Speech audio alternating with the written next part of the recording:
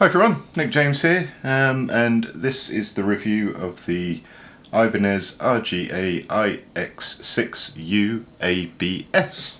And it never fails to amaze me just how Ibanez come up with these names. Absolutely stunning name for, really catchy, really rolls off the tongue. So yeah, here we go.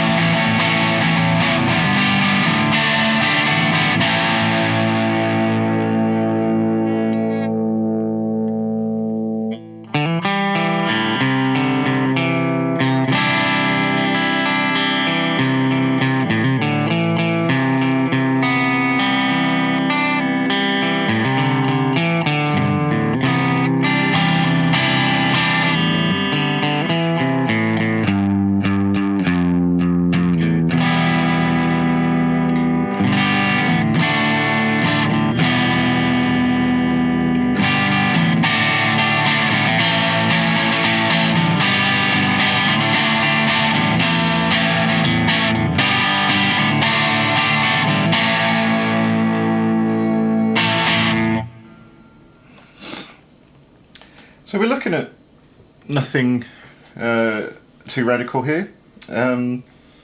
We have a swan pash body finished in a somewhere between satin and matte antique brown stain. The body is very, very thin. The strap would be quite a bit thicker than this. So as a result, it's a very light guitar. Absolute bare bones. You've got a fixed bridge, 2 humbuckers, a volume knob, 3-way pickup selector and a 2-way coil split. The bridge is designed with down tuning in mind. Don't know if it'll pick up great on the cameras, but you've got an amazing amount of adjustment available in that bridge. And with a standard sort of 25.5-inch scale guitar, of which this is, if you drop tune too far, what you find is you can't get the low string intonation bang on because the saddle simply won't travel far enough. That's not an issue on this guitar. You can see there's an inch of adjustment there, which is absolutely fantastic. You have a rock maple neck with a Bubinga stripe, again designed for down tuning in mind. That just adds so much stability, having this 3 laminate neck, all of very, very hard woods. Means you can experiment with string gauges and tunings and hopefully won't have to make big adjustments on the truss rod. Again, going back to the down tuning options, you can see the low 2 strings have a bit more length even behind the bridge than the other 4. Very, very comfortable bolt-on neck, beautifully sculpted to fit the natural shape of your hand, again with a cutaway on the treble side on the back of the guitar and on the front. Ebony fingerboard is bound, no markers on the front, but there are markers on the side. It's not as flat as some Ibanez guitars I've played, certainly it's more curvy and therefore more comfortable to me personally as a player than your typical kind of Ibanez RGA type neck. 24, I won't say jumbo frets, I'd say slightly smaller than jumbo, which again makes it comfortable for me as a player. Your mileage may vary. And then just to finish off, we've got 6 Goto locking tuners on the back, and the biggest string gauge these can take are a 70, which will get you down to A on 25.5-inch scale guitar, if not lower, with no problems, especially with that intonation adjustment at the bridge. So as we've already alluded to, the two switches give you 6 different pickup combinations. So if we go through on a clean setting and just hear what they sound like. Okay, so this is the bridge pickup full humbucker.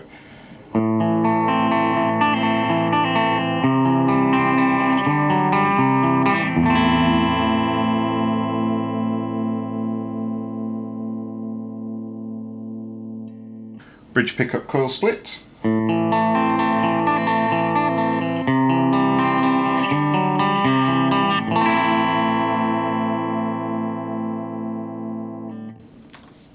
Both humbuckers on full.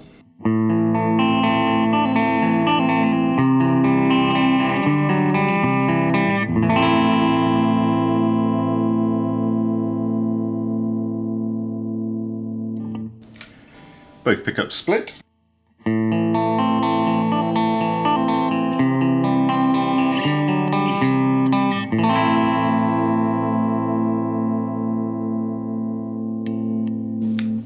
Neck humbucker full.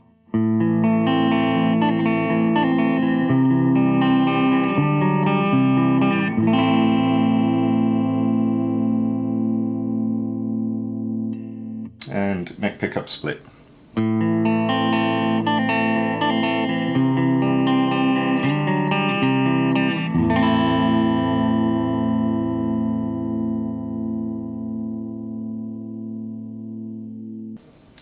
The pickups themselves are Bare Knuckle Aftermath humbuckers, bridge and neck, with the rather cool black battle-worn covers and Allen bolt pole piece adjusters.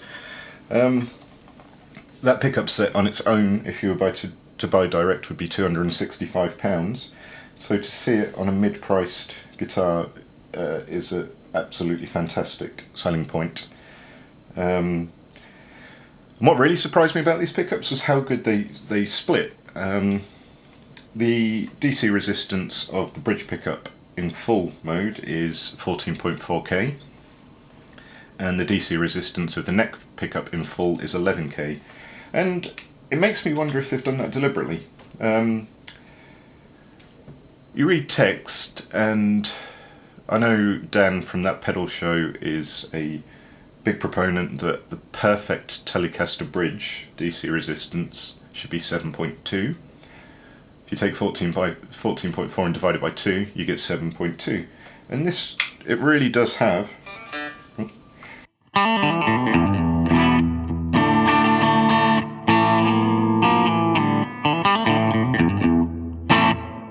that kind of, it doesn't, no one's going to think it's a Tele, but it gets you into that ballpark. And similarly, on the neck, 11 divided by 2 is 5.5. You look at any vintage spec sort of Strat neck pickup, it's going to be around 5.5k. Again,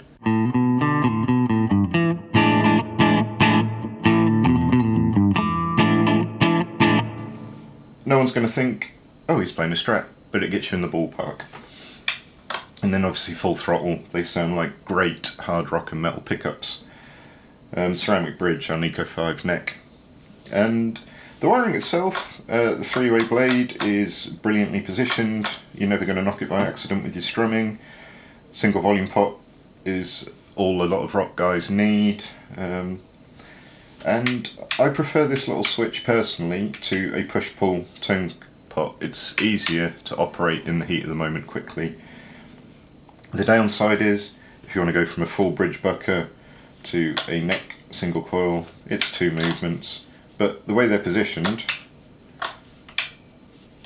it's quicker than having to change and pull or change and push.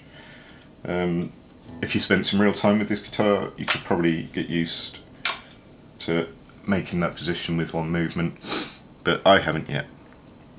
In terms of the feel, it's a very resonant guitar. The lightweight, very thin Swampash body is really resonant, and when you're just sitting on the sofa bashing out some chords, you can really feel the whole guitar resonate against your body, which to me is a sign of a good guitar. You know, when you hit a 6-string chord, it almost feels like an engine's ticking over. It's fantastic. The neck, as I said, the fingerboard radius is slightly curvier than a traditional Ibanez, and the neck itself is slightly fatter than a traditional Ibanez. I mean, we're talking 2 millimeters, which is tiny, but you can feel it. And it's not as flat on the back of the neck as some Ibanez guitars are. It's definitely a slinkier, more curvy playing experience than some of the other guitars in the Ibanez range, and that is not a good thing or a bad thing in itself, but what is a good thing is that it offers the player something different. The 6 pickup selections with gain this time. So, bridge humbucker.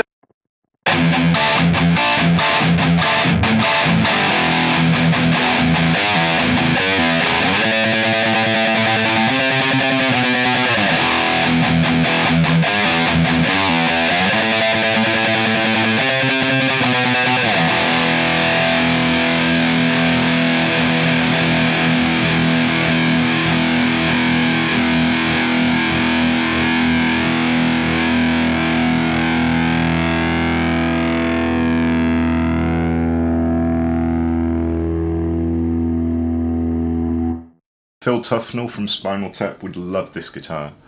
The resonant body and the not stupid high output pickups, but the moderately high output pickups just mean the sustain goes forever. It's fantastic. Anyway, bridge pickup split.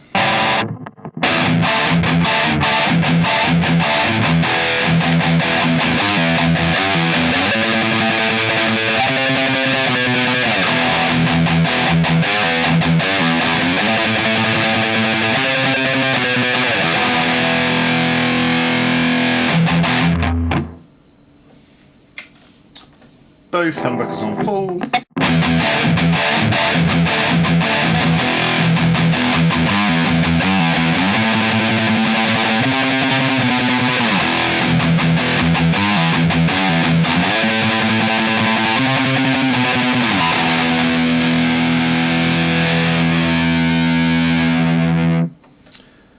Both pickups split.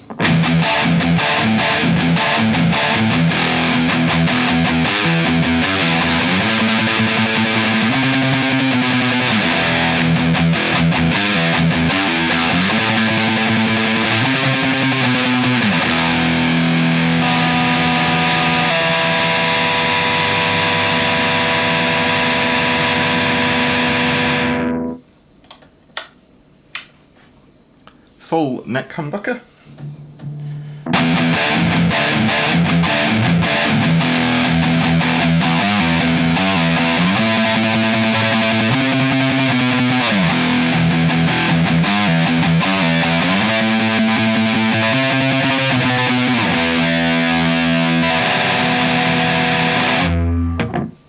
And split neck pickup.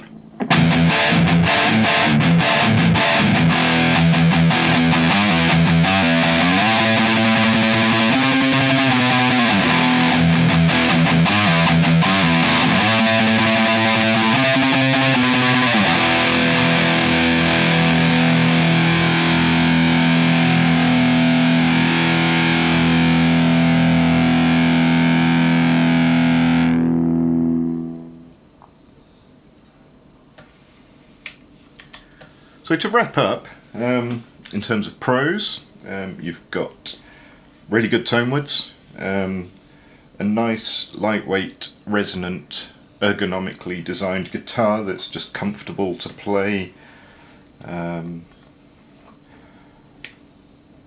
You've got a guitar that works equally as well in standard tuning as it does in drop tuning. I'd be confident enough to take this guitar down to drop A, knowing I could get it perfectly intonated at the bridge and that the tuners can hack it and not have to be adjusted to take a string up to a 70.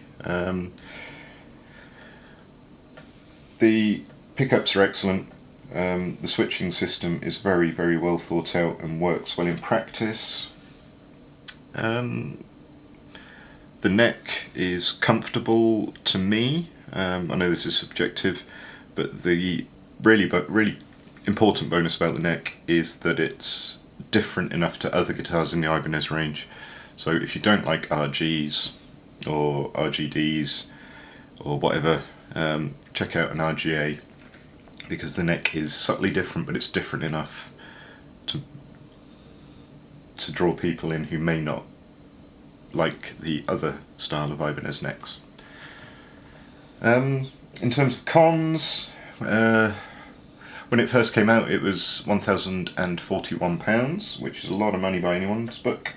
It's made in Indonesia, which is fine. There's some great guitars coming out of Indonesia, but there's no case or gig bag with it. And I think if you're spending over £1,000 on a guitar, or £899 as it is now, which is still a hefty wedge, it should come with a gig bag at least. I know my preferred dealer was kind enough to throw a gig bag in for this guitar, and that's one of the advantages of buying from a shop and having a relationship with the staff there, is they'll do you a favour when the time comes. You can't get that online. So yeah, anyway, if you're thinking of buying this guitar, negotiate a gig bag at least. The setup out the box, the neck was very flat, there was no relief in the neck whatsoever, but again, the staff at the shop just put a tiny turn on the truss rod just to give it a little bit of relief, which just made playing the treble strings slightly easier for me. You might prefer a very flat neck with no relief, but I think even objectively this guitar just needed that tweak. And the last thing, there's a couple of sharp fret ends. Again, nothing major. It may not bother you, it didn't particularly bother me, but to some people I could see that it would be annoying. Again, it's a small fix, it's an easy fix, but it's just something to bear in mind if you're thinking of buying this guitar. So, coming back to value for money, as I say, these have recently been price dropped to £8.99 on average in Britain. When you consider £265 of that is the pickups, that leaves £634 for a fantastic, resonant, versatile guitar that isn't just for rock and metal. I think the overall design is geared at those guys, but the natural wood satin finish means that you wouldn't look ridiculous if you turned up to any other kind of gig with it. And thanks to the versatile pickups and clever switching system, you could turn up to any gig with it and get some decent tones out of it. So anyway, I've been Nick James on my new, as of 2018, YouTube channel, Nick James. Website is still www.guitargo.co.uk, and there's links to that in the description box. If you've enjoyed the video, please subscribe to Nick James, the YouTube channel. And I'll see you next time. Cheers!